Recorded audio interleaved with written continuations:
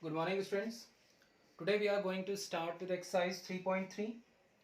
Okay, this exercise is basically based on graphs. Okay, especially bar graph. Okay, and the first question is use the bar graph to answer the following questions. Okay, so a graph is given to you, and on that basis you need to answer some questions. Okay, your first question: what is the most popular pet? But before answering that question, you need to understand what this graph indicates. So this graph indicates pet animals and students. So this graph is basically this graph shows pet owned by students of class 7. So I'll write this statement here: pets owned these by students. So pets owned by students of class 7th, of class 7. Okay, so there are some students who are written on the y-axis, and I have taken pet animals on the x-axis. Okay, now let's say this is for dogs. Let's say this is for dogs, this is for cats. Okay, this is for rabbits,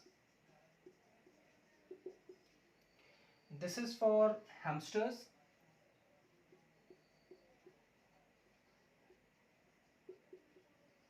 this is for hamsters, and this is for others. Okay, now this graph indicates that number of students who like dog or who have dogs, right? Number of students who have dogs are 8. In this way you read this graph. So this bar graph gives you information regarding pets owned by students of class 7th.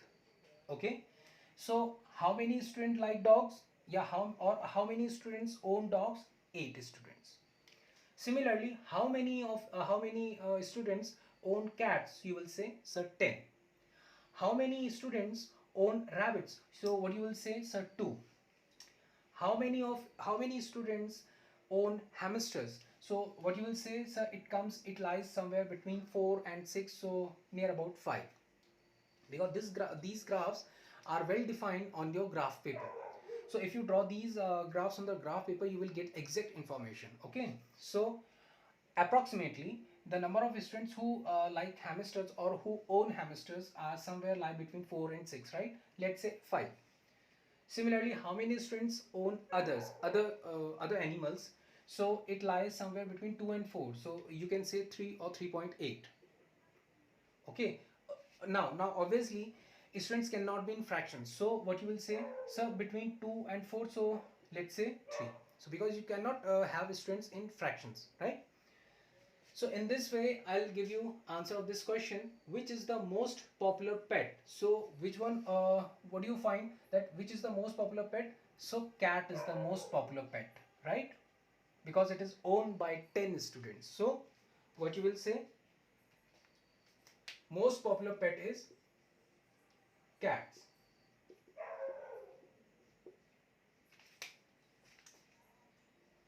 Now the next question is, so I hope this thing is understood by you, that which is the most popular pet. So the graph is for cat is maximum, so you can say 10 students, or what is the which is the most popular pet? So cat is the most popular pet. Okay, how many students have dog as a pet? So you need to answer how many students are there who own dog as a pet. So number of students is equals to 8. So your answer is 8. These are very simple questions. You just need to understand how to read this graph to answer the following questions. Okay, please note it down fast, then I'll explain you question number 3rd.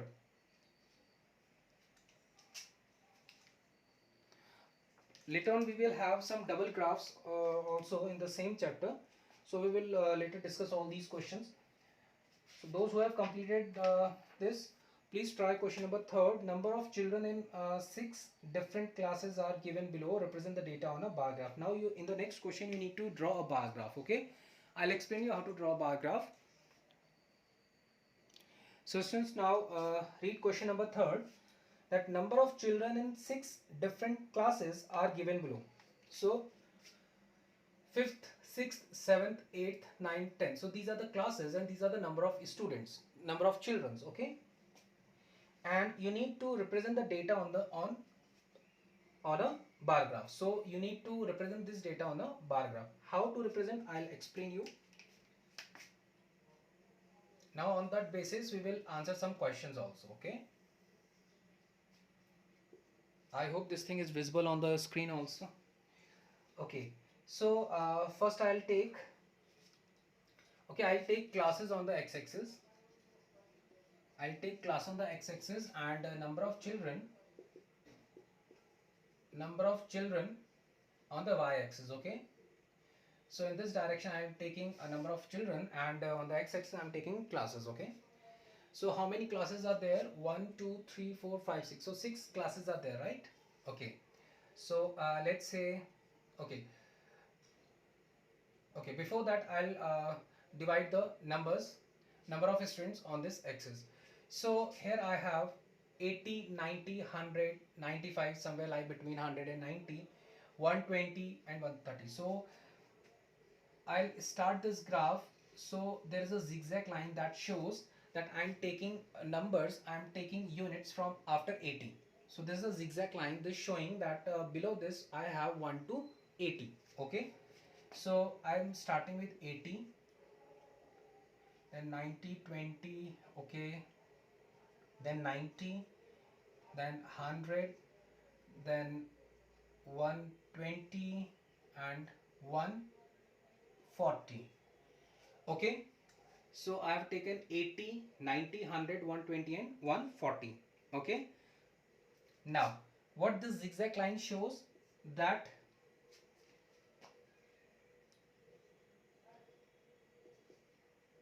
graph starts from that number starts after 80. so this zigzag line shows that I have not included 10, 20, 30, 40, 50, 60, 70. Okay, so this zigzag line includes 10 to 70 numbers. But I don't require those numbers, so I have just put a zigzag line here and I started from 80 to 140. Now I'll take, this is for let's say 5th class, this is for 6th class, this is for 7th class, this is for 8th class, this is for 9th class, and this is for let's say 10th class. Now I need to draw a bar graph. So what I'll do, so for 5th class, I have 135 students. So 135 will lie somewhere between 120 and 140. So there is 130. So let's say this indicate 130. So 135 is somewhere lies between here, right? So this indicates 135. So this point indicates 135, right? So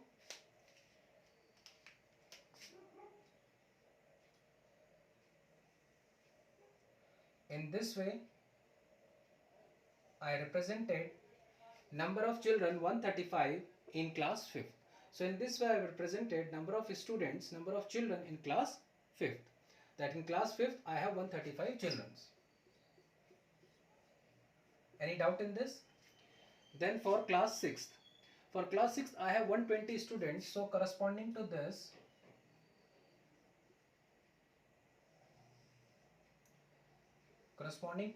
I have 120 students in class 6. I'm so sorry. So in this way I have represented 120 number of children in class 6. I hope this thing is understood by you, right? And there is no compulsion. If you have more space, you can take 80, 85, 90, 95, 100, 110, 120, 130, 140. In this way you can take n number of values. If you want to start this this axis from 10, you can. It depends on the space provided to you, okay? Because I have less space here, so I have started from 80, okay?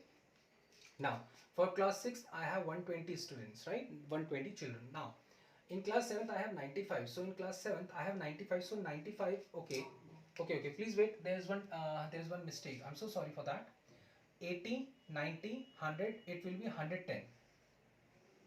it will be 110. Okay, no problem. I'll correct this mistake.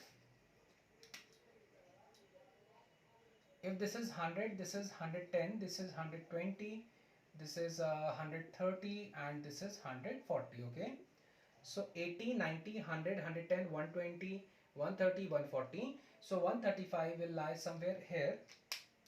So you can write. So 135 will lie somewhere here. So 135. So I'll extend this graph to this point.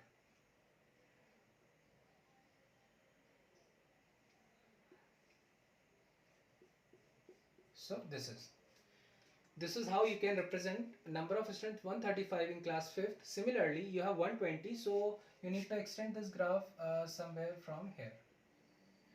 So you can simply rub this line. If you have any confusion, you can just rub this line from here.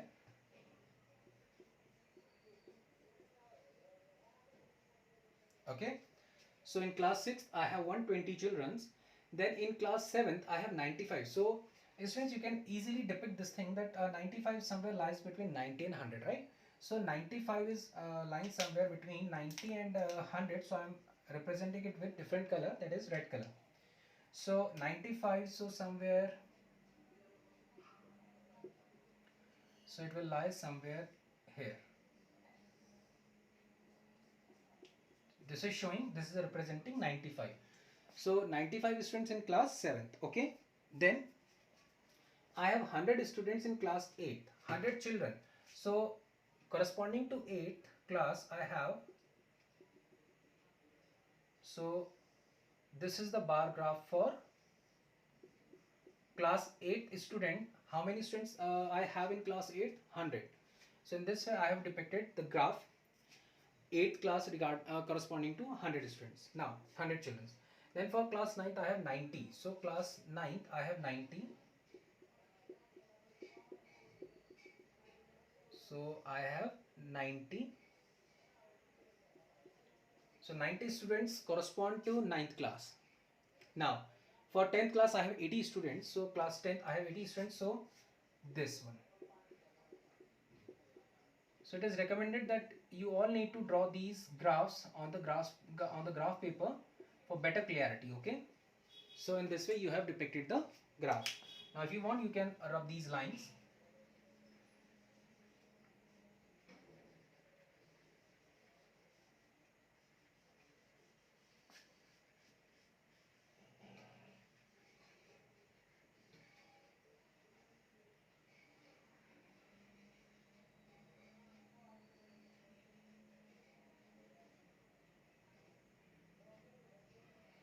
Okay, students. So this is the bar graph. So now the first question that is asked in question number 3rd is, how would you choose a scale? So how would you choose a scale? So for scale, what you will write? Scale on y-axis, you will write scale on y-axis 1 centimeter is equals to 10 units. 80 to 90, 10, right? So 10 students, or you can say 10 number of children. Okay, 10 number of children, 10 number of children, or you can simply say 10 students. Okay, 1 centimeter, or you can say 1 unit is equals to 10 students. Okay, students. So this is how you have chosen the scale. If you want, you can choose 80 to 85, 85 to 90. In that case, what you will write, 1 centimeter equals to 5 students. So there is no compulsion in that. Okay, it totally depends on the space provided to you. Now the next, this is the A part. So this is the A part of your question. Now B, answer the following questions. Okay, now B part. I hope this thing is visible on the screen also. Please let me check. Okay, I think this thing is visible on the screen if I'll write here. Okay, so answer the following question. The first part of question number B is, which class has the maximum number of children? Which class has maximum number of children? So and the next thing is and the minimum. So I'll write here maximum children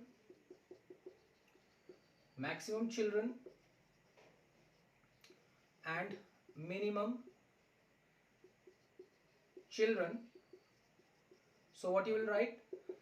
So maximum children are 135 in class 5th. So what you will write?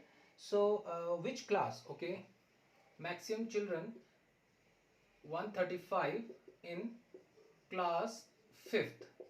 Any doubt? 135 children in class 5th. So these are the maximum strength. So maximum strength of a student is in class 5th. Now minimum children. So minimum children is in class 10th. Okay, 80 in class 10th. So 5th and 10th is your answer. So basically class 5th and class 10th is your answer for question number first part of question number B. Okay, now the next question is, I think this thing is clear to you all.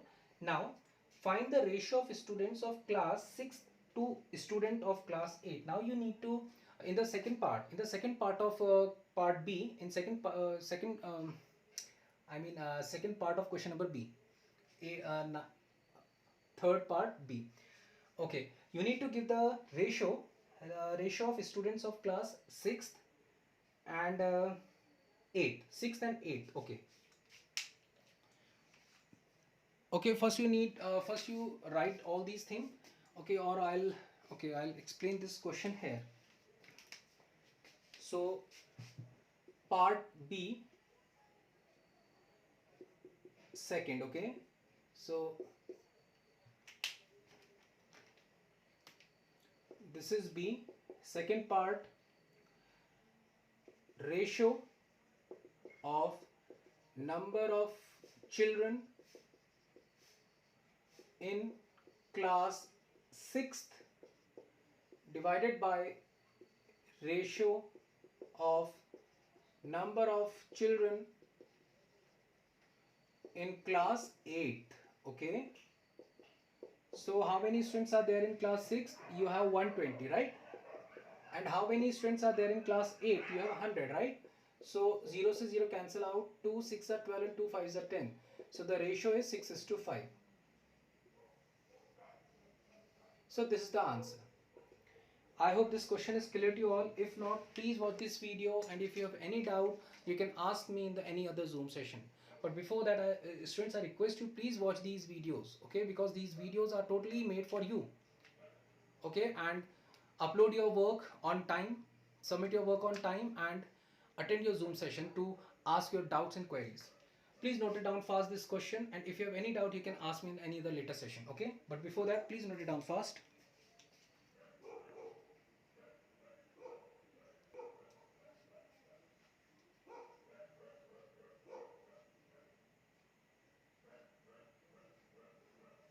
Now students, question number 4th and 5th is for your homework. If you have any doubt, if you find any difficulty while solving this, I'll explain that question in the next video. But before that, try question number 4th and 5. Question number 4th, question number 4 and question number 5. These two questions are for your homework, okay? Question number 4 and question number 5. On page number 73, exercise 3.3 of your NCERT, okay? Okay students, thank you.